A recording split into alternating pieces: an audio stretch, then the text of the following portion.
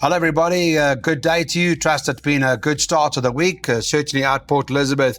Monday, I must tell you, Samanga Kumalo rode out of his skin. Unfortunately, he's not going to be riding at Kenilworth today. I'm not exactly sure what happened, but he's not there. And it's a pity because it's good to see him in such great form. Well, social media-wise, you remember to follow us on Twitter at Waiter to Win. We've got a WhatsApp number for you that you can engage with us, that we try and help you through sometimes late updates with latest information. And you might like a horse on the way to the gate, and we may just update the group there. Otherwise, we're on 4racing.tv as well. Well, we've got 8 good races out at Kenilworth, and the first is run over 1,200 metres. Some short in the betting. One in particular is the opener Future Swing. I see Darren is priced up at 6 to 10, 5 to 1 about the second choice, number 4, a horse called Bardolino. And then 6 to 1 about 2 others in here, Castle Time and a first-timer from Eric Sands' stable, Release Me. But hard to beat the favourite, or what's the story? Very hard to beat Future Swing in the first race on the card. Was drawn 9 out of 9 on debut, and he made eye-catching headway the final 200 metres. The Kenilworth 1,200, I think he'll be suited to that and even further in time to come. And in this sort of lineup, I think he'll open the meeting. So Future Swing for me. Future Swing for you. Let's go to Daryl Marie. He's back with us this Tuesday morning as we record in terms of the Kenilworth meeting. So welcome back. Nice to have you back. Thank you very much. So start with the favourite as well, or what's I haven't banked him in my bar pot. I've opted to add in Bardolino, just basically because I think the favourite is vulnerable over this distance. There's no doubt he could get away with it at this stage of his career, but in time to come, he's going to be looking for much further, being by Futura out of a dam that won over a mile. So I think the only thing that can beat him is the distance. Bardolino, I've got healthy respect for Clyde. Last time out, he had a horse called Rockpool, 3 lengths behind him. He came out and ran second in his next start. So I've just chosen the safe route of I put both of them in the bar pot. Okay, Bardolino. I mean, the stable is expected to have a good day, I would imagine, Bardolino. Well, the Crawford yard anyway. There's not much really from the form line other than just the one runner, Rockpool, who came out and ran second. So one runner, close up second, good enough perhaps. It's interesting that Daryl's looking to perhaps beat the favourite. Some will say maybe double up. Darren saying, no, the favourite's the right one. Here's the buy pot. Let's put it up. You can have a look and you guys can decide. Well, Daryl's going 4 and 5 and then 5 and 10 and then 5 and 6. And then you found a few bankers later. Yeah, Clyde, if those bankers miss the top 2, I'll be gobsmacked. Devastated. Yeah, I'd really think they'll win. Who's that? Meta and Speed Meta Machine. and Speed Machine, yeah. So I'll go into those legs very confident with regards to the buy pots, and thereafter you can see how I've played the safe route. Welcome back. Good to have you back with us for the Kenilworth meet. The second race on the cards, the start of the Place Accumulator. It's a maiden class field. It's run over 1,200 metres. Let me go and pull up some information from the betting market with regards to race 2.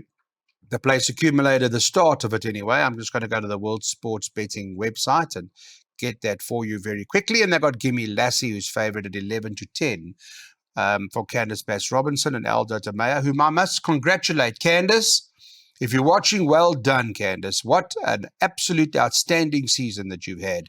You and Aldo did remarkably well, and I hope you guys go from strength to strength. 11 to 10 favourite. Alenda, the second choice, is a first-timer from the Brett Crawford yard. Louis Makotwa riding that. And 9 to 2 about Fur Baby for Justin Snaith as the third choice. Darren, I've got some information. I just want to pull it up, if I may, quickly for you. From the Hollywood Bet Syndicate, Vanel Naidu sent us an email today to say that this baby in the Hollywood colours is making her debut and has been doing very well in the lead up to this race. On the strength of her work, she's capable of being competitive. She is a filly that will be better when trying further, and this run will bring her on. So there's a little bit of confidence. Seems like a nice horse. Well, Alenda, first-timer by Dynasty out of Valdivia, a Varme, a lot of speed in the dam line. So the 1,200 metres could be the ideal trip to debut over. And seeing that she's got ability, I wouldn't ignore this filly at all. But I am leaning towards the race runner, Gimmy's Lassie. She made up a lot of ground late to run second behind Silver Screen and will appreciate the 1,200-metre trip. stable and jockey in form. So if numbers 5/4 for me. 5/4. So that's from Darren's side. Gimme Lassie was a smaller field, or whatever the case may be, when debuting, so to speak, and not beaten that far, a length and a half behind the winners. How strong? We don't know. How strong did you assess the form? Clyde, the horse that beat her is no great shakes. I Silver think Screen. she had 3 starts to date, and for 2 fifths and a fourth. So she's not exactly going to Hollywood, but certainly Gimme's Lassie's got lots of scope for improvement. It was an encouraging debut, and the step up in trip is going to suit her. But once again, I've kicked for touch of you. I've added in number 10. What now, Miguel? Now you can see her marked improvements in her second start, Clyde, and on that occasion, she moved up very dangerously at the 600-meter mark. I think with a more patient ride, she may well give this favourite a run for her money. I think she'll definitely be in the money this time round. I'll make the favourite the horse to beat. And with regards to the first time, Clyde, she's a half sister to African Rain, who's a well above average sprinter himself. So I think you could focus on some trifectas box the 3 of them. Hopefully you get the result you're looking for. All right. So it's a conservative play, the place accumulator, in that perhaps we need one more runner. And here's the PA. Yes, Darren Burrows has put his PA up. And well, Darren, you're quite confident Gimmy's Lassie's good enough to bank in PAs. In fact, you're very confident with this PARC. Well, I've gone 6 bankers and hoping to treble up in the 5th leg. I've gone 5 Gimmy's Lassie, by number 6 Quarter Main, by 1 Metar banker, then bankered Speed Machine in the 4th leg, gone 4 runners in the 5th leg, and the last 2 legs I've bankered Irish Morning and Different Face at a cost of 4 Rand or 400 Rand for 100 times. Pick 6 time, guys. Let's go. Have you still got some of the change from the pick 6 one on the weekend? Let's have a look. That pick 6 was tipped, of course, on Gold Cup Day. They spent 2,880 Rand and got back over 10,000 from that pick 6. So well done to everybody. Let's hopefully we can continue with a good form on this Tuesday afternoon as we head into the Western Cape. For those that have just joined us, welcome to Waiter to Win. We're about to preview race number 3 on the card. And it does appear to be a 2-horse race by the looks of things in terms of the market anyway. They've got this horse Teatro at even money and Quartermain at 33-10. And they bump heads, I believe, for the 3rd time. Of the 2, who do you prefer, Darren? Well, I do believe that Quartermain's going to show more improvement over the mile trip. I know he ran a length and a quarter behind Teatro last time over 1,400 when switching in for a run late. He's got a 1 draw. He should have every chance from the draw. Teatro, from an 8 draw, he does like to go handy. So he should overcome the draw and slow the pace down in front and be the horse to catch. I'm not really going to split the 2, but I think the 2 is enough for the pick 6. Okay, that's good enough. We've got an email, Daryl, from Hollywood to say that Teatro, whom they own's last 3 starts over 14 have been good. He steps up to the mile. And he's been doing well, which is good to know. Unfortunately, he's drawn wide again. But if he sees out the 200 meters, you should go close to winning. So they're quite bullish. Yeah, all 3 of his siblings have 1 over a mile, Clyde. He's got enough early toe to overcome that wide draw. He showed that last time out. Clyde, 2-0 to Teatro. But Quartermain did close in that deficit. The first time out, he was beaten by 2.5 lengths. Last time out, a length and a quarter. He's got a 1 draw. He really should have things his own way, sit up second, hopefully. And perhaps today he could quicken on by. I'm playing the safe route. I've just chosen to go both of them. We have seen that form line being franked with Canford Cliffs, who ran 4th on that occasion, come out and beat 2 nice sorts in his next start. So we are going into this race fairly bullish. Okay, so maybe it's just those 2. Here's the pick 6. We're going to put it up for you. Then don't go away because I got the rerun for you to show you when Teatro and Quartermain last ran. And the pick 6 is 5 and 6 by banker 1 by banker 1. We've put the whole field 1 through 9 and the next leg 1 through 8, including scratchings, because we'd like to double up here. And 2 and 5 at the back. Yeah, it's a small cost. It's only 288 Rand. Hopefully we can get it double our money or treble our money on the sperm, because it does seem to be straightforward. Hopefully that is the case. All right, let's have a look at when Teatro and Quartermain last ran. I will show those to you very quickly. And you can make up your mind, who do you think will finish in front of whom? Yeah, let's turn for home. Teatro's in front in the Hollywood colours. Quartermain is behind it in the black, and those are the two that you've got to focus on, right, Daryl? Scalini's in the Truter colours, right, in the blue, that comes to win. And Canford Lights is in the yellow behind them in 4th or 5th, that came out and won next time out. Now, the question is, Teatro's in front. Watch Quartermain in the black go down the inside. Now that they're going an extra 200 metres, who will finish in front of whom is the question. That's what you need to ask yourself. On that, I think Teatro will hold its form. You're back with us? Great. Welcome back. Nice to have you with us. It's a maiden class field here. This is run over the mile, this particular event.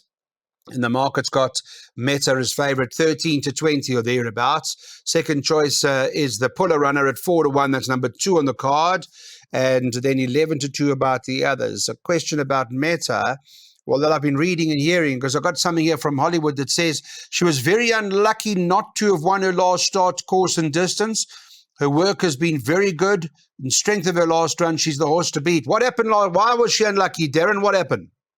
Oh, she had a lot of ground to make up turning into the straight, and she found a bit of trouble and made her run towards the inside of the track, only getting beaten half a length by Beneath the Moon. So on that sort of effort in this type of company, she should take all the beating. So this is a nice start to our tote double, race 4 and 5, which we'll get to shortly. I'll be very disappointed if she doesn't win. Yeah, seems like a lot of people will be. You find also that Meta was unlucky. So did you read this race the same way? Clyde. That was her first run around the bend. Now she's got the bend experience. She's drawn out, I think, in a 6, if I'm not mistaken. Personally, I'd like to see her stay off the fence. And if need be, she can loop them around the bend and get first run on them. I think she'll exit the maiden ranks today. Her biggest danger is out in Love Rules. If you're not willing to take the odds on about her, maybe look at the exacta with number 3, Princess Louisa. Now, Pit Boyter Stables going along very nicely at the moment. They're in cracking form. But he's got a line with Beneath the Moon. And in my opinion, I would say that Meta brings much stronger form into this race. So a bank in all bets. And definitely, if you're one that enjoys taking multiples on the day, you must include her. Okay. Well, we've got a rerun, which we'll show you from Meta in a moment. Firstly, we want to just take a look at what we're going to do on the tote. Here's our plan. We're taking the doubles Meta into Speed Machine. That's what we're doing here. So race 4, number 1, into the tote double race 5, number 1. That's basically what the scan will take you to. Here's a look at what happened when they talk about Meta being unlucky last time. Watch Meta's in the Hollywood colours. Pushing away, I see there, at about 4 lengths behind. And then comes through down the inside, whilst Beneath the Moon starts to get away. Here comes Meta. Darren says had quite a bit of ground to make up. Took its time to respond, or what? Yeah, that's why I'm glad to see her that she's not drawn close to the fence, Clyde, because I think she is quite a rangy filly that takes time to unwind. I see she was also sweating up there in the closing stages. All right, well, interesting to see. Hopefully she'll come on from that. She should. She started making it up late and should win. Welcome back, guys. Race 5. This is a hybrid stakes. It's over 1,600 metres, where Speed Machine Darren is all the rage here.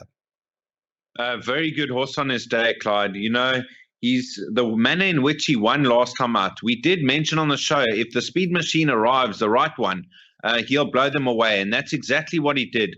I'm just hoping that the blinkers have now done the trick and he can find consistent form. The mile shouldn't be a problem. On pedigree, he should go the mile easily. He switches off beautifully in his races and he turns it on strongly. I'm glad Aldo de Meyer retains the ride as he got the best out of him. And we're going banker Speed Machine in this lineup. Was that first time blinkers, Darren? That was his first time blinkers, yes. No, it won very impressively with those blinkers on. Yep, Darren just touched on it exactly the way he did, Clyde. He blew the field away. He was extending at the finish, so you have to believe that the mile's within his reach. And Clyde, take note that he comes into this race 2 pounds best weighted, but he actually achieved a 119 in his latest start, Clyde. That makes him 8 pounds well in over here. Okay. He should be deep in the red, in my opinion. Yeah, big price. I think his current odds of I saw anti-post 13 to 10. Very, very generous. Bank in all bets and the second leg of our double. Somerset Morn and Azores come back in here, Daryl, and I was just having a look. Somerset Morn run behind Azores, who won impressively. Well, I say got up a short head, beating Catching Falling Star. And Flower of Saigon came from there and won, and there's also what Musical Glitch come out there and won. So that form seems quite strong. So how do you analyze Azores and? I'm going to let you distinguish who's going to run second, third, and fourth, because I'm not looking past the one of your Speed Machine. So you can take your time in dissecting the rest of the form. I've narrowed it down to a one-horse race. Okay. Oh, there it is. You see when they're cheeky, eh? You see how they're straightforward when they talk like that. But okay, I'll accept it. Let's go and have a look at what we're going to do here. We're going jackpots. Banker 1, Speed Machine by 1, 3, 4, 5, 6. By field by 2 and 5. That's the jackpot from the Waiter to Win, boys. And we've got a rerun, and we're going to show you just how impressive Speed Machine was. Let's take a look at this rerun quickly, and you'll see Speed Machine in action. Now, Speed Machine at this point in time is right at the back of the field, turning for home, Daryl. Absolutely, Clyde, and nice and relaxed at the back of the field. I'm sure similar tactics will be adopted, and I'm hoping the speed's on with Ineos and Rocking Ringo. They both like to push forward in this sort of lineup, and if the pace is genuine, I expect a similar turn of foot on this time around. So back-to-back wins for Speed Machine. Yeah, have a look at this now. Aldo presses on the pedal. It just goes further and further and further away. Aldo's back on today. And if the boys are right, surely on this, the price is right.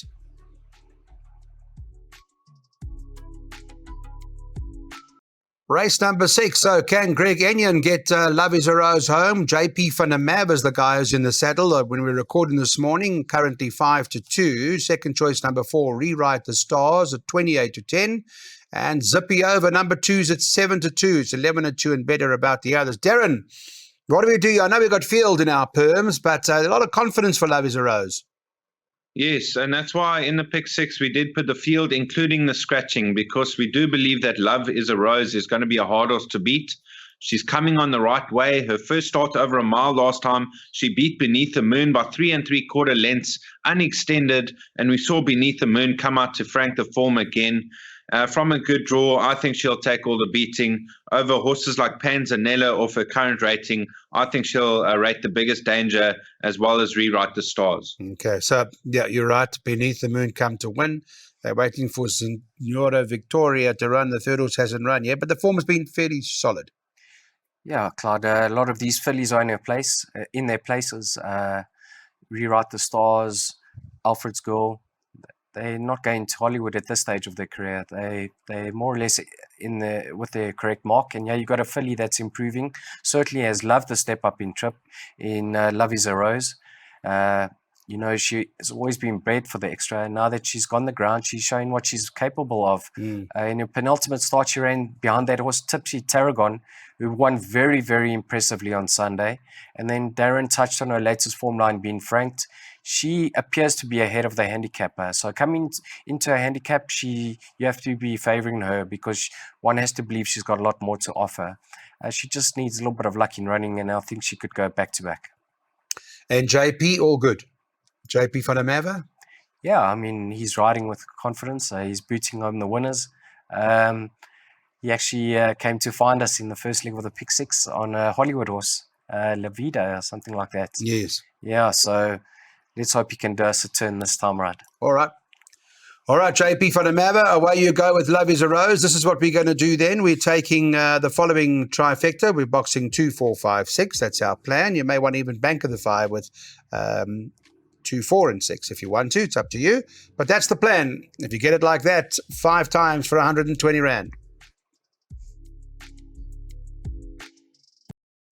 Race 7, there's some market movement for this horse. All About Al from Adam Marcus's stable. The JP van der Merwe is riding. Darren, you like it? I do give him a big chance in this lineup. He's only got 52 kilos on his back, and his form's consistent. I thought a little bit disappointing on a few occasions, but he's always right there. He should run another honest race. The horse to beat is Irish Morning. He's a 6-year-old. Well, he's just turned 6. He's only had 11 starts for 5 wins, 5 places. The only time he was unplaced was when he ran 7th in the Diadem against a lot stronger, such as Cosmic Highway.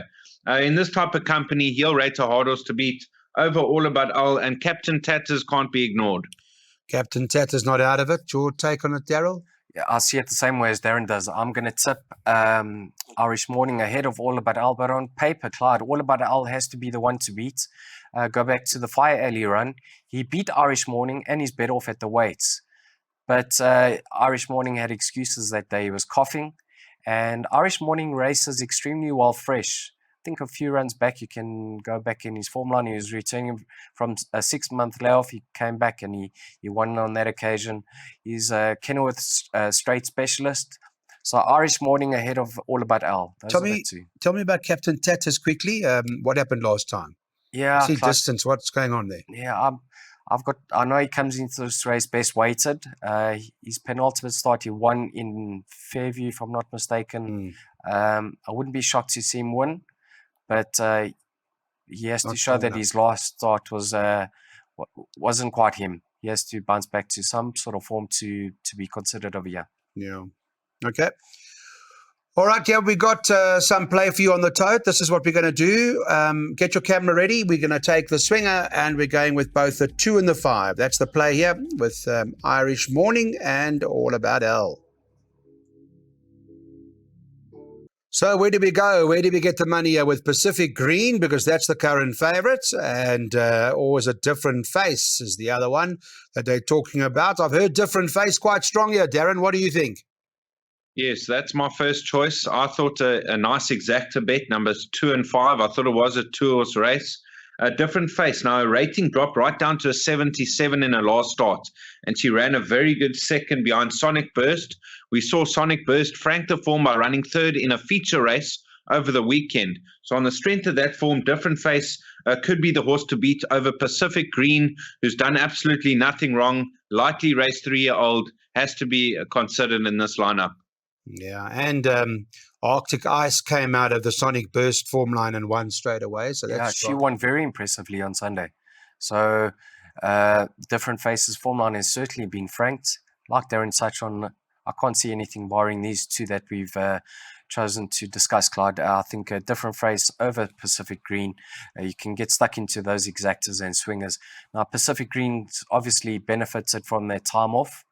She's come back fit and strong, and she's obviously still on the upgrade and improving with racing. She won with a little bit in hand last time out, so she'll give Different Face a big run for her money.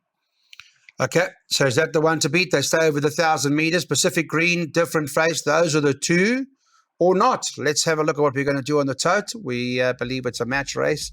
2 and 5, we're taking that exacta. That's the way we want to play this.